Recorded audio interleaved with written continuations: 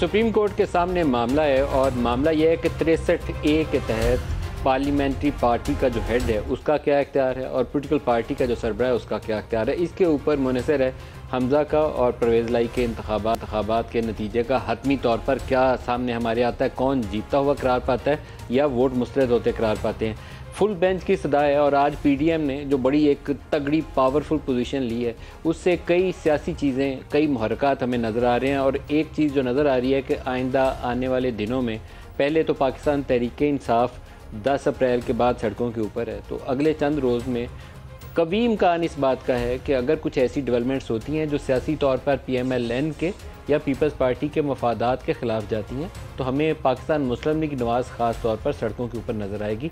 और ये सूरत हाल शायद पाकिस्तान के लिए बहुत खुशकुन ना हो, क्योंकि आज इंटरबैंक का जो क्लोजिंग रेट है डॉलर का, और ये सब सियासी बेयकीनी के सबब हो रहा है, 230 रुपये पे। ये 200 से नीचे होना चाहिए, 230 रुपये पे आज बंद हुआ है और ये बढ़ता जाएगा। और ये बहरान वाली कैफियत है और बहरान वाली कैफियत में हल चाहिए।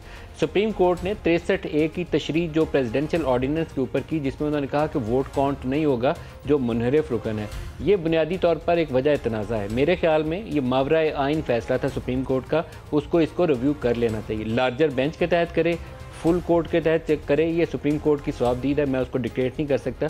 लेकिन 63A के नीचे वोट ना काउंट करने वाली कोई चीज़ लिखी नहीं हुई। ये लिखा हुआ है कि डी सीट हो जाएगा ऐसा रुकन जो अपनी पार्टी लाइन के खिलाफ वोट करेगा। फिर पार्टी लाइन के ऊपर पार्टी सरबराह और पार्लियामेंट्री लीडर, इसके ऊपर भी मुख्तलिफ फैसले हैं। एक फ़ैसला 2015 का है जो 17 रुकनी सुप्रीम कोर्ट फुल कोर्ट ने किया हुआ फैसला है, जिसमें 16-1 से ये बात तय पाई थी कि जो पार्टी हेड है वो बड़ा पावरफुल होगा। अब पार्लियामेंट्री लीडर या पार्टी हेड, ये फैसला भी अभी सुप्रीम कोर्ट के सामने है और इम्कान ये है कि आज रात तक इसके ऊपर उनको कोई एक खत्मी पोजीशन लेनी है। सुप्रीम कोर्ट के सारे जजेस छुट्टियों के बायस दस्तयाब भी नहीं है। आज जो चीफ जस्टिस ने कहा कि फुल कोर्ट अगर बनानी है तो सितंबर से पहले बन ही नहीं सकती, 2 और जजेस हैं तो 5 वाला बेंच बन सकता है। जिसने प्रेसिडेंशियल रेफरेंस सुना वो भी 5 रुकनी बेंच था, तो अगर रिव्यू करना हो तो दोबारा 5 रुकनी बेंच कर सकता है। टेक्निकली ये चीज़ हो सकती है। तो लेकिन ये चीज़ अभी सुप्रीम कोर्ट के सामने है। लेकिन एक और उससे भी बड़ी खबर जो पिछले 2-3 रोज़ से हमारे सामने आई, प्रोग्राम के आगाज़ में मैं इसके ऊपर कुछ बात करना चाहूँगा, फिर मैं अपने गेस्ट की तरफ भी आऊँगा और ख़बरों की तरफ भी आऊँगा। एक ख़बर छपी सॉफ्ट इंटरवेंशन की। सॉफ्ट इंटरवेंशन कोई आइनी तरीक़ाकार नहीं है, गैर आइनी हो सकता है जिसके हम मुतहम्मिल नहीं हो सकते। पाकिस्तान में जितने मार्शल लॉ लगे वो आइन तोड़ कर लगे। फिर जनरल परवेज़ मुशर्रफ ने कभी उसको इमरजेंसी प्लस का नाम दिया, कभी और नाम दिया, लेकिन वो भी आइन तोड़ने के मुतरादिफ था। सॉफ्ट इंटरवेंशन क्या हो सकती है? सॉफ्ट इंटरवेंशन किसी आइन की क्लॉज़ के नीचे फ़ौज को या आर्मी चीफ को कोई इख्तियार नहीं है। इसी तरीके से जुडिशल कू जिसको कहा जाता है कि अदलिया के ज़रिए ऐसा फ़ैसला करा दिया जाए जिससे हल निकल आए, उसकी भी आइन के नीचे कोई हल नहीं है। 63A जो फ़ैसला मैं कहता हूँ मावराए आइन है, वो इसलिए कि सुप्रीम कोर्ट आइन रीराइट नहीं कर सकती, आइन की तशरीह कर सकती है, इसलिए वो मावराए आइन है। तो आइन के नीचे सॉफ्ट इंटरवेंशन क्या हो सकती है? बिग क्वेश्चन है।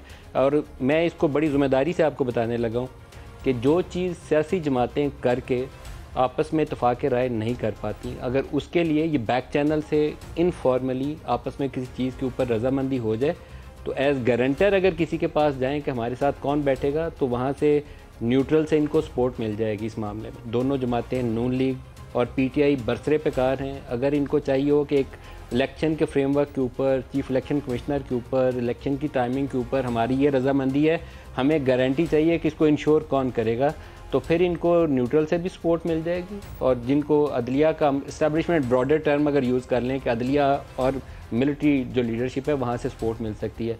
बियॉन्ड दैट आइन तोड़ के कोई रास्ता निकालना, उसके ऊपर कोई सपोर्ट इन्हें इस्टेब्लिशमेंट से, मिलिट्री इस्टेब्लिशमेंट से नहीं मिल पाती, क्योंकि जो कुछ 4 माह में, 3 माह में पिछले पाकिस्तान में हुआ, उसका बोझ इस वक्त मिलिट्री की सीनियर लीडरशिप के ऊपर है, आर्मी चीफ़ के ऊपर है। क्योंकि खुलेआम आर्मी चीफ़ को आज तक पाकिस्तान की तारीख़ में मुझे याद नहीं है, जनरल अयूब के ज़माने में कुछ ऐसे वाक़यात हुए हैं, लेकिन उसके बाद मुझे नहीं याद है कि आर्मी चीफ़ के लिए वो कुछ जलसों में कहा गया हो जो पिछले 3 माह में कहा गया। तो फ़ौज इस बोझ को अपने सर पे और नहीं उठाएगी, बड़ा क्लियर है। अदलिया के पास रास्ता नहीं है, क्योंकि आज PDM ने, जो तमाम जमातों ने एक पर्पस जो है, एक मेन मुहर्रक है आज PDM के इकट्ठे बैठने का, कि वो जुडिशल कू का रास्ता सुप्रीम कोर्ट को नहीं देगी PDM, वो उसको मानेगी नहीं। आज कभी पाकिस्तान की तारीख में ये नहीं हुआ होगा कि सुप्रीम कोर्ट के सामने पाकिस्तान के ही वज़ीर दाखिला उठ के ये कहें कि अगर फुल कोर्ट नहीं बनी तो हम इसका फ़ैसला ही नहीं मानेंगे। आज कहा उन्होंने, राना सनाउल्लाह ने, इसका एक पर्पज़ है कि वो रास्ता, वो चैप्टर पीडीएम खुद से अपने हाथों से बंद कर रही है। तो अब सॉफ्ट इंटरवेंशन और कोई नहीं है, आइन तोड़ने को दुनिया मानेगी नहीं। मुल्क पहले इतना कमज़ोर है, इकॉनमी बैठी हुई है, ऐसे में कभी मार्शल लॉ के लिए रास्ता नहीं खुल सकता, ना होना चाहिए। अगर कोई सेंसिबल है तो इस तरह की लाइन पर नहीं सोचना चाहिए। पॉसिबिलिटी क्या है? पॉसिबिलिटी यह है कि पोलिटिकल फोर्सेज कोई बैक चैनल खोल लें आपस में, शाह महमूद को इमरान खान ऑथोराइज़ कर दें, पाकिस्तान मुस्लिम लीग नवाज़ किसी को, इसहाकदार को या किसी और सीनियर आदमी को जिम्मेदारी दे दे और वो बैठ के आपस में तरीक़ाकार वज़ा कर लें। सितंबर अक्टूबर में केयर टेकर्स की तरफ इन्हें जाना चाहिए आइडियली। ये मेरी ओपिनियन है, मैं किसी के बिहाफ पे नहीं आपको ये बात दे रहा, क्योंकि अगस्त के महीने में इनके इंटरनेशनल मॉनेटरी फंड से एग्रीमेंट और बायलैटरल सपोर्ट चाहिए, जिससे हम डिफ़ॉल्ट वाली सिचुएशन से निकल जाएँ।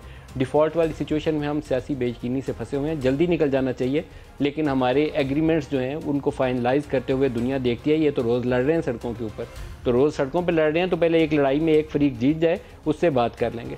इस लड़ाई से निकलिए, लीडरशिप दिखाइए, मुल्क को और नीचे मत लेके जाइए, और न्यूट्रल को न्यूट्रल रहना चाहिए। उनकी जिम्मेदारी यह है कि वो फरीक ना बने।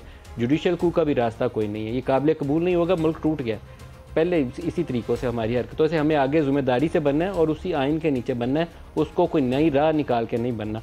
ये इंपॉर्टेंट मैसेज है जो मैं कन्वे कर रहा हूँ, बड़ी ज़िम्मेदारी से कन्वे कर रहा हूँ। आई होप के राइट क्वार्टर्स तक राइट मैसेज कन्वे होगा कि पॉलिटिकल फोर्सेस आपस में एक दूसरे से बात करके रास्ता निकालने। पाकिस्तान की बका भी इसी में है और आप लोगों की सियासत और जमहूरियत की बका भी इसी में है, पाकिस्तान के लोगों की फलाह इसी में है।